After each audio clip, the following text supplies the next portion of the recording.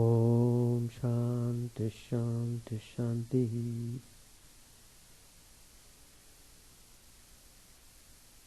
Om Sthavakaya cha dharmasya Sarvadharma Swarupine Sthavakaya cha dharmasya Sarvadharma Swarupine Avatara Varishtaya Ramakrishna te namaha. Asato ma sadgamaya tamaso ma jyotirgamaya mrityorma mritangamaya.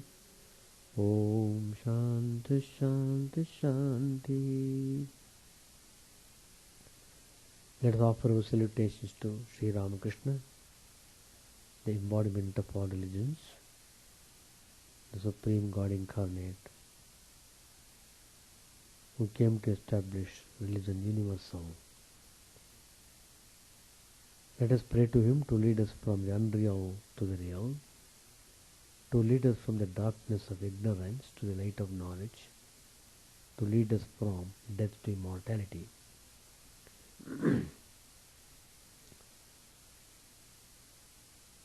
Today's topic I have chosen from the Gospel of Sri Ramakrishna about the supreme importance of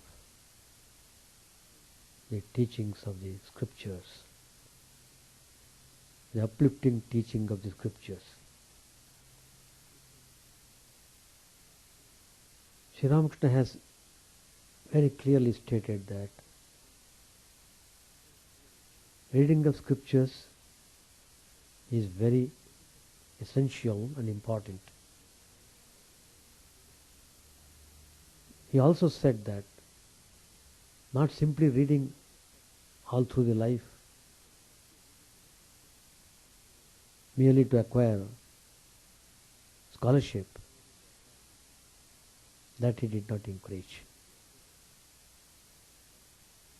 The scriptures are to be read, to be followed. They are meant to be practiced. So the value of scriptures lies in practice. If you practice the instructions given in the scriptures, we become recipient of the divine knowledge, the glory of our true self. So today's topic I have chosen as the uplifting teaching of the scriptures.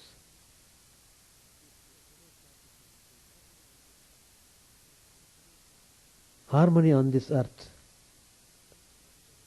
requires a restoration of human values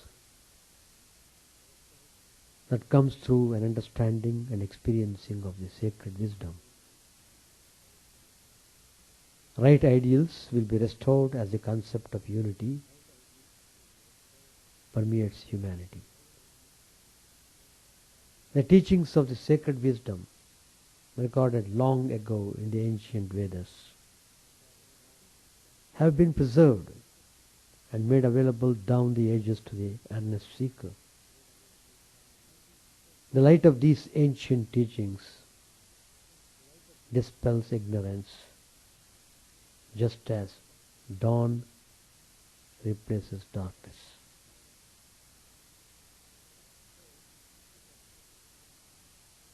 So the scriptures are really glorious and save us from all confusion, problems and sufferings. Sri Ramakrishna said in the Gospel, Brahman, the Supreme Divine, cannot be described in words. It is said in the Ramagita that Brahman has been indirectly hinted at by the scriptures. They give the example. When one speaks about the cowherd village on the Ganges, one indirectly states that the village is situated on the bank of the Ganges. So, Sri Ramakrishna has said, there are many scriptures like the Vedas, but one cannot realize the divine without austerity, without spiritual discipline.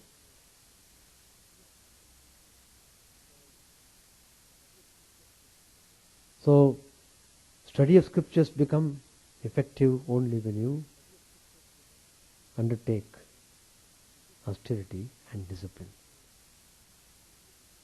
Simply reading will lead you nowhere. But one should learn the contents of the scriptures and then act according to their injunctions. These are all words of Sri Ramakrishna in the Gospel. He gives the example. A man lost a letter. He couldn't remember where he had left it.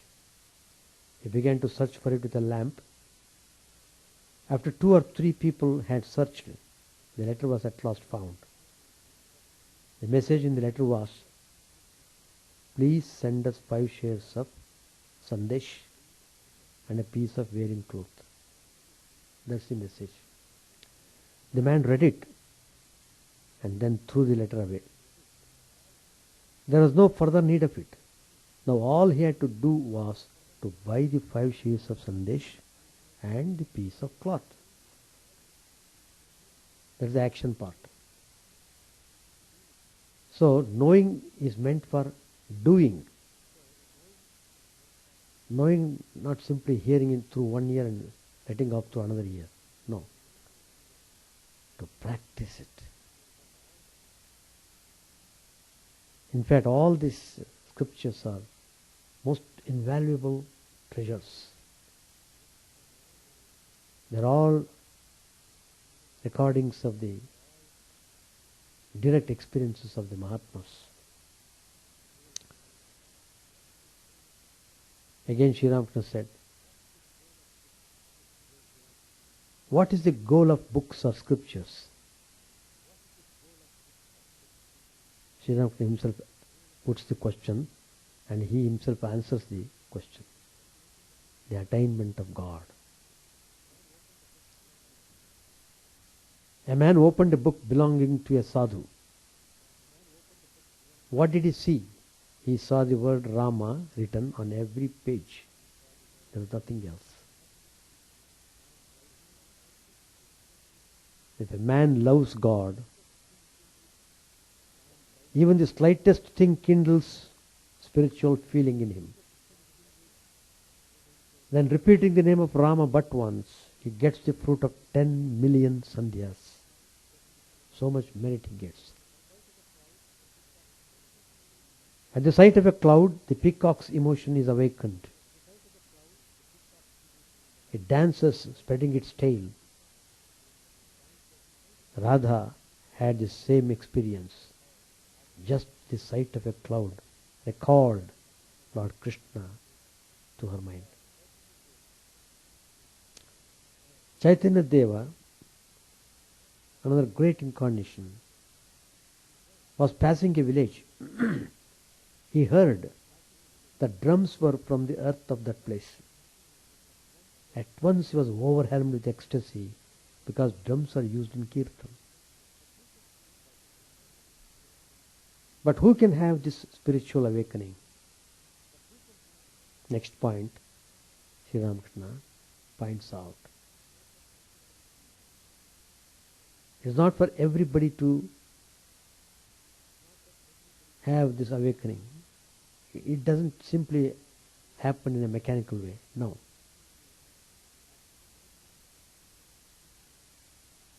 Sri Ramakrishna says, only he who has renounced his attachment to worldly things, he only can have the spiritual awakening. If the sap of attachment is totally dried up in a man, the slightest suggestion kindles his spiritual emotion. Though you strike a wet match 1,000 times, it will not produce a spark. But if it is dried, the slightest rubbing will set it aflame. How nicely, very forcefully, Sri Ramakrishna has said. How true it is. We are suffering because of attachment, involvement in the things ephemeral. The sacred wisdom of the Vedas. Veda means that which makes you know. The Vedas were recorded in ancient times, but pure seers who had attained the ultimate self-realization. They saw these truths in their quiet states of highest intuition, which is why they are called seers. The Vedas had no one source or author, but arose from the records of many ancient sages who recorded them as a signs of attaining enlightenment. The one single object that the Vedas have in view is to make man divine. Man or woman, it's a general term. They lead him from the animal stage, where he completely identifies with the body and suffers hunger, thirst, and desires of various kinds, to the stage where he recognizes that his human state is far greater than the animal. From there, the Vedas awaken in the seeker the intelligence and discrimination that must be used to sublimate the passions and emotions to the level of divinity. After attaining the divine state, the seeker experiences only eternal bliss. The Vedas deal with the science of the spirit.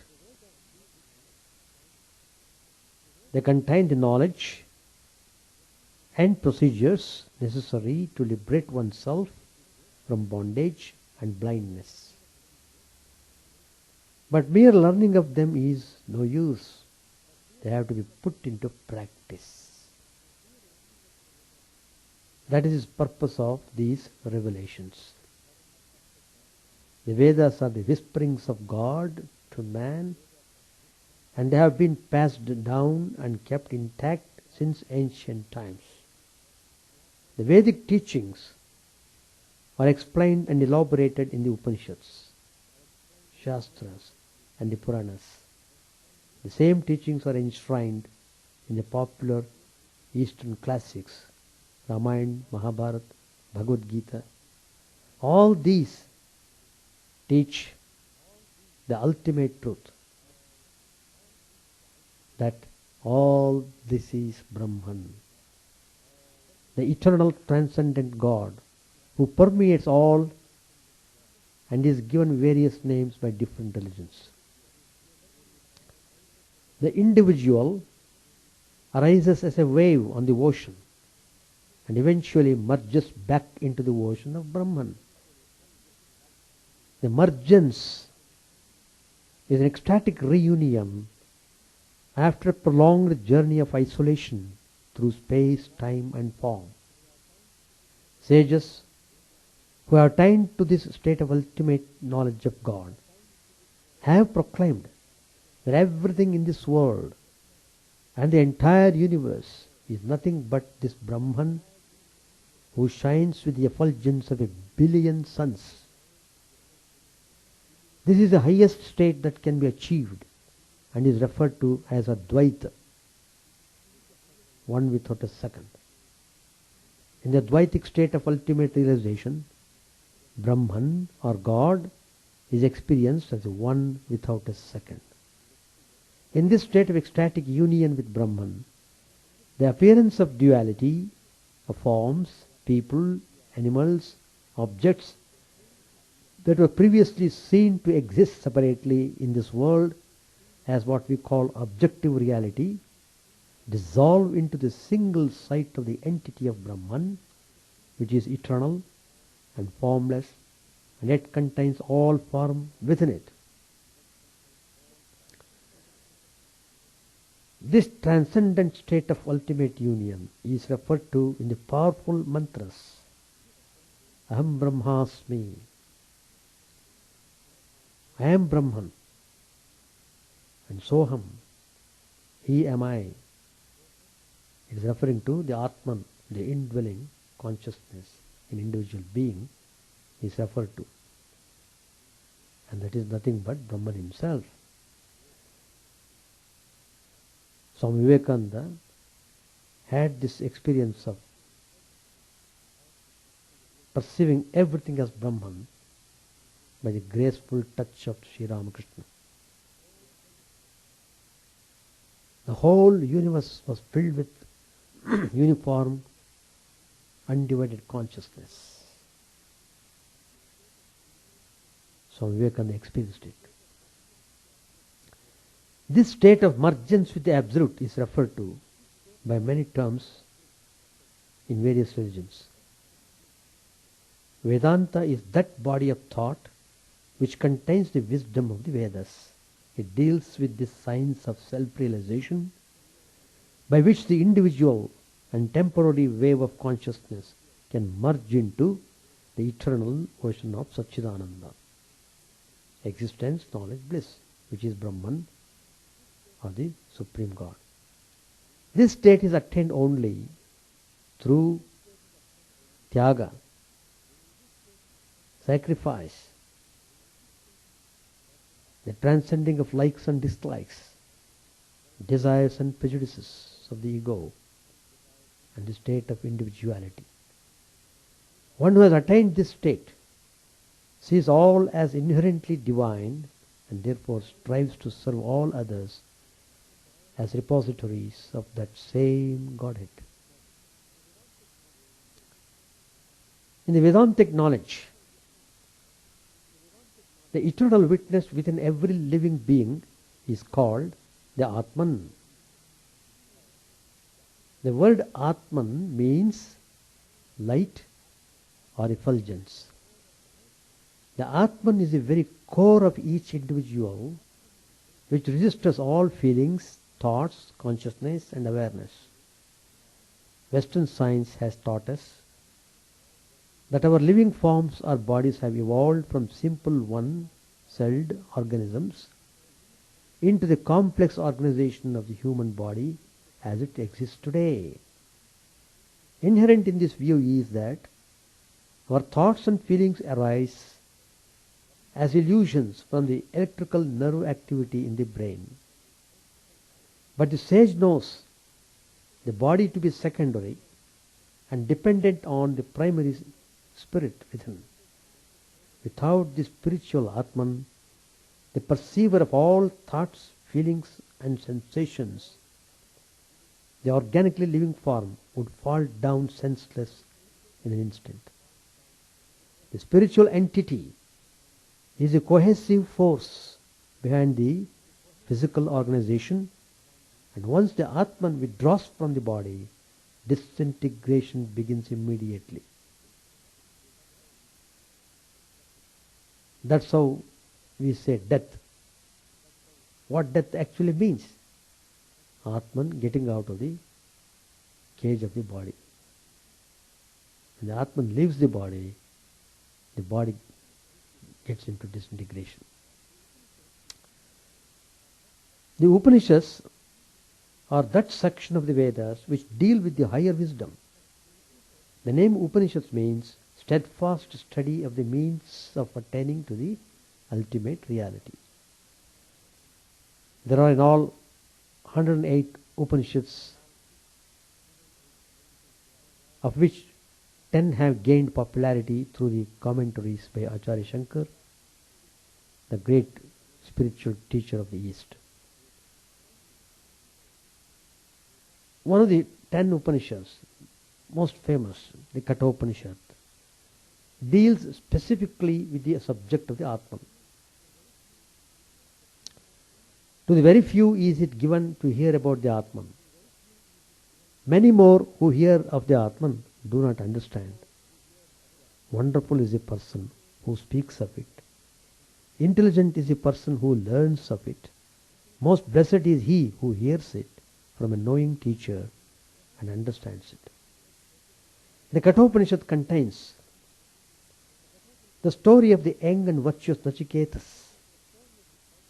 When the father of Nachiketas gives away inferior gifts as part of a ritual ceremony, the boy tries to lessen the impact of this serious error in judgment. The father gets angry and in disgust at his interference shouts that he is going to give the son away to Yama, the god of death. The son resolves that the words uttered by the father should not be untrue, so he proceeds to the residence of Yama to offer himself up as a ritualistic gift. The boy spends 3 nights waiting to see the god. When Yama discovers his presence, he feels sorry that the boy had to wait so long, so he decides to grant him 3 boons, one for each night he waited. Nachiketas asks, first, that when he returns home, his father will have shed his anger and gained mental equanimity and so welcome him home. That's the first. Second, he asks to know the secret of the absence of hunger and fear of death in the heaven worlds. Yama gladly grants these boons and further initiates his new disciple into the details of a special ritual ceremony. Yama sees the reverence, intelligence and eagerness of his new student and is much pleased with him. Nachiketas then asks for his third boon. He tells his teacher, some say that death is not the end, that there is an entity called the Atman which survives the body and senses. Teach me, sir, that secret of the Atman. Yama was stunned. At first he resists and decides to test him to see if he is deserving of this unique knowledge. So Yama offers him many other attractive boons involving worldly prosperity and happiness. But Nachiketas firmly declines these ephemeral favors. The alternative boons you hold before me cannot assure me the everlasting benefit that Atmajnana alone can bestow. Yama is again pleased with his pupil and decides he is fit to receive the highest wisdom. The remainder of the Upanishad contains Yama's teachings to Nachiketas.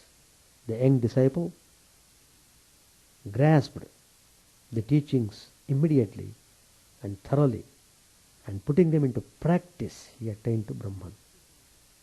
Practice, that's very important.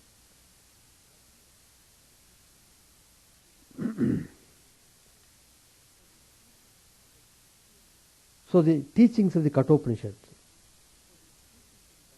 clearly state there are 2 distinctly different types of experiences and urges the 2 paths may be called the pleasant and the good. The pleasant path binds, the good path releases. Choosing the good leads to liberation, choosing the pleasurable leads to incarceration. If you pursue only the path of pleasure, You leave the path of realization of the highest goal of man far behind. Choosing the path of good requires exercising the refined intellect, the power of discrimination.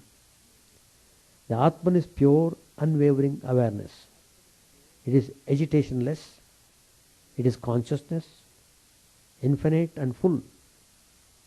Our innermost essence is Atman. We are not the body, mind or senses. We are not the individual with name and form. The Atman is not the knower, the known or even knowledge. Discovering this is the supreme vision. Teaching this is the supreme instruction. The instructor is Brahman. The instruction is Brahman. The instructed is also Brahman. So the Atman is the eternal unchanging witness within. This mystery cannot be understood through logic. It must be experienced by diverting the mind from its natural habitat, the objective world, until it becomes a placid lake reflecting the reality of the effulgent Atman. By purifying the Buddhic principle of higher mind, the illusion of the object, universe, dissolves and the vision of Atman is glimpsed. The image of the sun in a lake quivers and shakes due to the quivering and shaking of the waters. The sun is but a distant witness. It is unaffected by the media which produces the images. Likewise, the Atman is the witness of all this change in space and time. Now Bhagavad Gita tells about the inner essence. Bhagavad Gita literally the song of God. It is a recording of a conversation between Lord Krishna and Arjuna. Krishna is one of the incarnations of God and Arjuna is embodied being. It is one of the most popular works of literature in the East. Although small in volume, it has within it all the essence of the Vedas. The Bhagavad Gita contains one of the most potent and lucid explanations of this inner essence referred to as the Atman. Know this Atman, unborn, undying, never ceasing, never beginning, deathless, birthless, unchanging forever. How can it die? The death of the body. Worn out garments are shed by the body. Worn out bodies are shed by the Atman. New bodies are donned like garments, not wounded by weapons, nor burned by fire, not dried by the wind, not wetted by water. Such is the Atman. He who dwells within all living bodies remains forever indestructible. Therefore, never mourn for anyone. You must be free from the pairs of opposites. Poise your mind in tranquility. Be established in the consciousness of the Atman always. You must not desire for the fruits of your work. Perform every action with your heart fixed on the Supreme Lord. Be even tempered in success and failure. Be even tempered in success and failure. Unite the heart with Brahman and then act. That is the secret of non-attachment. He who sees his Lord within every creature, deathlessly dwelling amidst the mortal, that man sees truly. Now, what are the hallmarks of an illumined man? He knows bliss in the Atman and wants nothing else. Cravings torment the heart. He renounces cravings. Not shaken by adversity, not hankering after happiness. Free from fear, free from anger, free from the things of desire. He is lucky and does not rejoice. He is unlucky and does not weep. The tortoise can draw in his legs. The seer can draw in his senses. I call him illumined. The abstinent run away from what they desire, but they carry their desires with them. When a man enters reality, he leaves his desires behind him. The wandering winds of the senses cast men's minds adrift. When a man can still the senses, I call him illumined. The recollected mind is awake in the knowledge of the Atman. The ignorant are awake in their sense life, which they think is daylight. To the seer, it is darkness. The Bhagavad Gita touches on the entire spectrum of Vedantic wisdom. Here Sri Krishna is discussing the cyclical nature of all things. All the worlds and even the heavenly world of Brahma, the creator, are subject to the law of rebirth. But for the man who comes to me, Lord Krishna says, there is no returning. Just as there is day and night on earth, there is also day and night in the universe. The wise know this as a day and night of Brahma, each 1,000 ages in span. When their day dawns, all those lives that lay hidden asleep come forth and show themselves mortally manifest. Night falls and all are dissolved in the sleeping germ of life. Behind the manifest and the unmanifest, there is another existence which is eternal and changeless. This is not dissolved in the general dissolution. It has been called the unmanifest, avyakta, the imperishable. To reach it is said to be the greatest of all achievements. It is my highest state of being. Those who reach it are not reborn.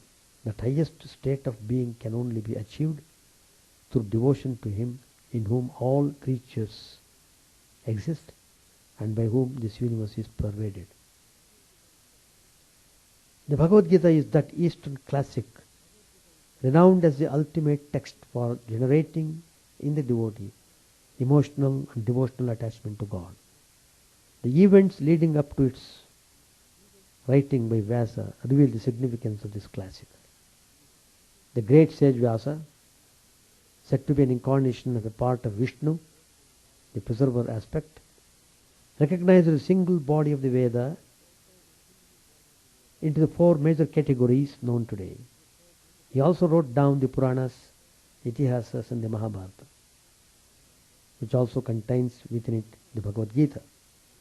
Although this was an immense effort by human standards, Vyasa still felt a disturbing unrest which he did not understand. It happened that the omniscient wandering sage Narad visited Vyasa as he was trying to discover the cause of his unrest. Narad, of course, knew the cause and in fact had stopped by exactly for the purpose of enlightening Vyasa with this knowledge. Narad said to sage Vyasa, "You have not adequately described the unsullied glory of the Supreme Lord. I consider as imperfect all those philosophies which fail to please the Lord because of their lack of devotional exuberance. Knowledge does not shine with dazzling brilliance if it is devoid of the fervor of devotion to the Supreme Being. Therefore, O Mahatma, you who are endowed with unerring insight, do through Samadhi, the highest meditative state in which the knowledge of the universe can exist. Recall the memories of those wonderful deeds of the sportive Lord and expound the same for the salvation of all mankind. Reveal for the benefit of the common man in the spiritual activities of the Supreme Being through his cosmic manifestations. A person devoted to the Lord is never caught up in this repetitive process of samsara, birth and death in the world of illusion. Like one devoted only to Vedic ritual or desire prompted activities. For whoever comes to be attracted by the Lord, who is all bliss, is constantly attached to His service and never feels inclined to leave the same lived by worldly enjoyments. And so, acting on the promptings of Narad, Vyasa chose an especially sacred spot along the banks of the Saraswati river, purified himself with special rites and entered into samadhi. In his mind, purified and made concentrated through divine love, he had a perfect vision of the Supreme Being. He realized that the panacea for the sufferings of men, caught up in the worldly illusion of Maya, was devotion to the Supreme. That illumined sage therefore composed the Bhagavad Puran, the ultimate scripture of devotion, to teach man that the easiest means to dispel the darkness of ignorance is through the development of devotion. Even by starting its study or listening to it, the mind of man develops bhakti or devotion to the Supreme Being, which destroys all his sorrow, infatuation and fear. The Bhagavata describes the various descents of the Supreme Being into form and the activities and events surrounding them through time. Of all the sacred texts, reading of the Bhagavad engenders emotional states of devotion and bliss as the mind basks in the uplifting stories of the divine descents. The Bhagavad contains stories of the amazing activities of the various avatars or descendants of God on earth, as well as of the devotees, disciples and sages who were attracted by them. Here is an example of a story from the Bhagavad of one such pure devotee who attained the ultimate goal even in a very short period of time.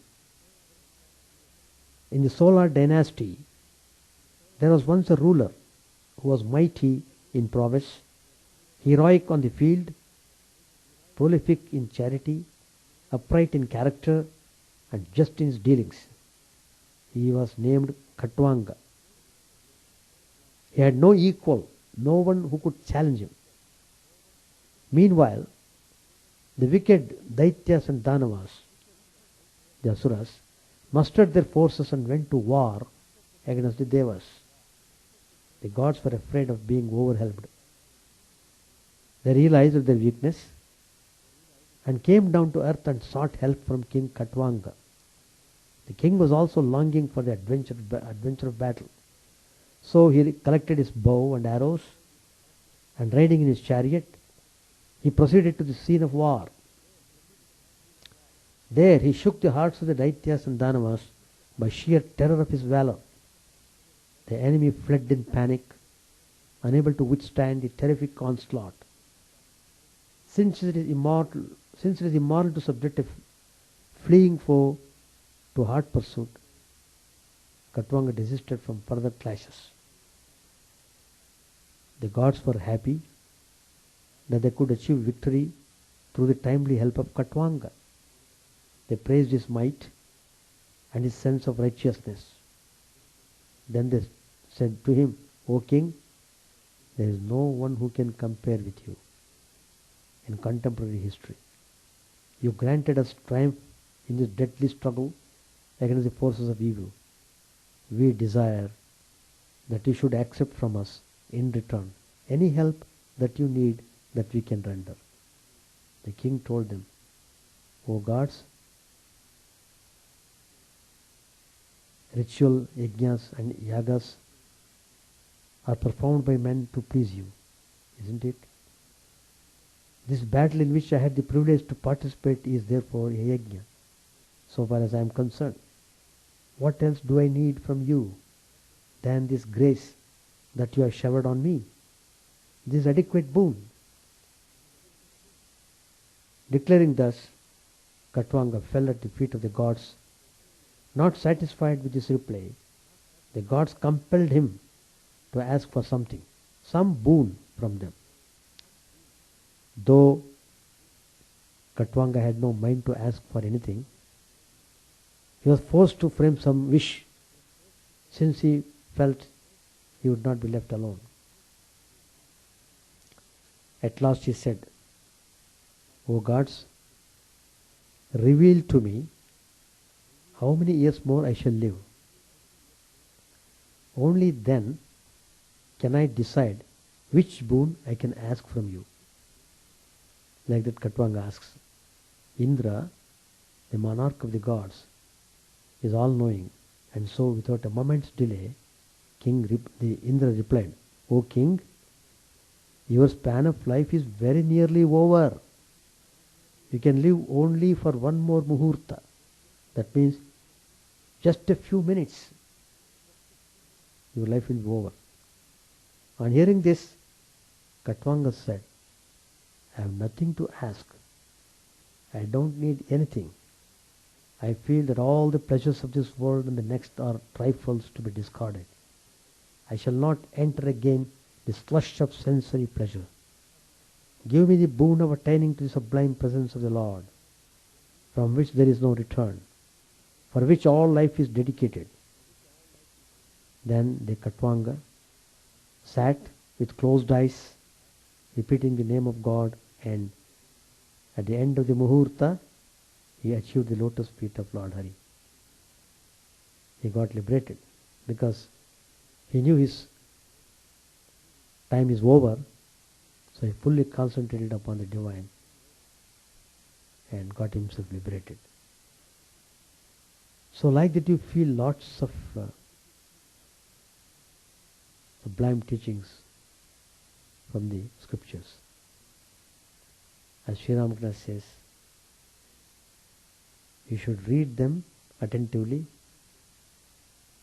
and most important, practice them. Practice part, action part. That's very important. Then only you can liberate yourself from all the sufferings of the world and you will enjoy the immense peace and bliss. Page 934. Sri Ramakrishna said, "At the hour of the evening worship in the Kali temple, I would climb to the roof of the kuti and cry out, 'O devotees, where are you all? Come to me soon. I shall die of the company of worldly people.' I told all this to the Englishmen. They said it was all an illusion of my mind. 'Perhaps it is,' I said to myself, and became calm. But now it is all coming true. The devotees are coming." The Divine Mother also showed me in a vision the 5 suppliers of my needs. First, Madhur Babu. Second, Shambhu Malik, whom I had not then met.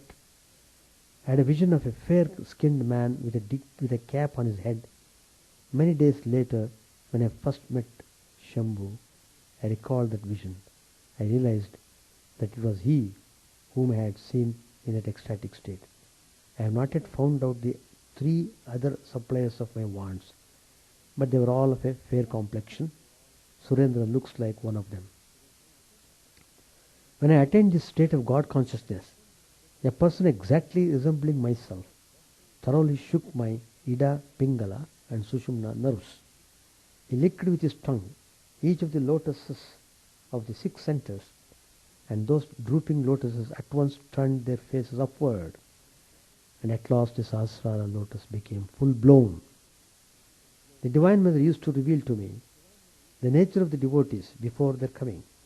I saw with these 2 eyes, not in a trance, the Kirtan party of Chaitanya going from the banyan tree to the bakul tree in the Panchavati. I saw Balram in the procession also, and also I think yourself, meaning Yam. Chuni's spiritual consciousness and yours too have been awakened by frequent visits to me. In a vision I saw that Shashi and Sharat had been among the followers of Christ. Under the banyan tree in the Panchavati I had a vision of a child. Hridaya said to me, "Then a son will soon be born to you." I said to him, "But I regard all women as mother. How can I have a son?" That child is Rakal. I said to the Divine Mother, "O Mother, since you have placed me in this condition, provide me with a rich man." This way Madhur served me for 14 years. And in how many different ways. At my request, he arranged a special storeroom for the sadhus. He provided me with carriage and palanquin, and whatever I asked him to give to anyone, he gave. The Brahmani identified him with Pratap Rudra. Vijay had a vision of this form, meaning himself. How do you account for it? Vijay said to me, I touched it exactly as I am touching you now. Latu counted 31 devotees in all. That's not many, but a few more are becoming devotees through Vijay and Kedar. It is revealed to me in a vision that during my last days I should have to live on pudding. During my present illness, my wife was one day feeding me with pudding. I burst into tears and said, is this my living on pudding near the end? And so painfully? I shall stop here. So, scriptures have got value. One should practice it according to the instructions given in the scripture. Chant the name of the Lord and His glory unceasingly, that the mirror of the heart may be wiped clean and quench that mighty forest fire, worldly lust raging furiously within.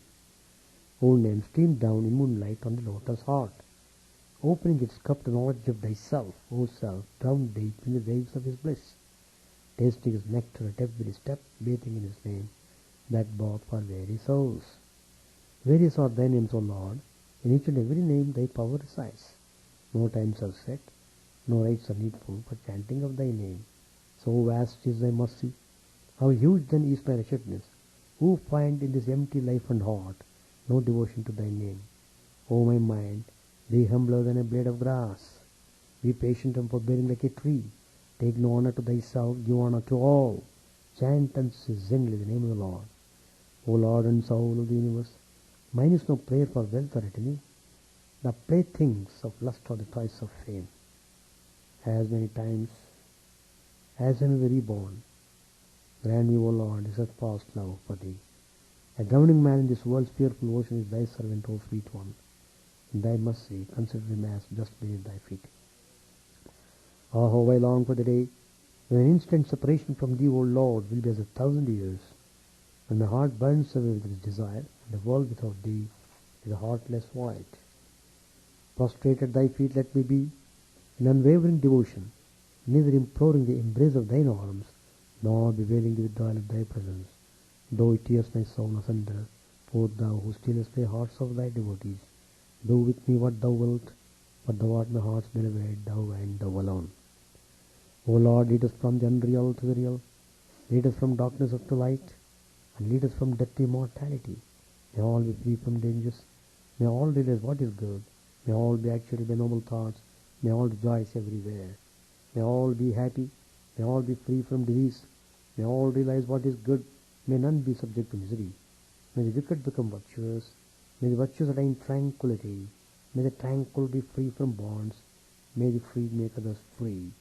May good betide all people, may the sovereign righteously rule the earth, may all beings ever attain what is good, may the worlds be prosperous and happy, may the clouds pour rain in time, may the earth be blessed with crops, may all countries be freed from calamity, may holy men live without fear. May the Lord, the destroyer of sins, the presiding deity of all sacred works, be satisfied, for he being pleased, the whole universe becomes pleased, he being satisfied, the whole universe feels satisfied.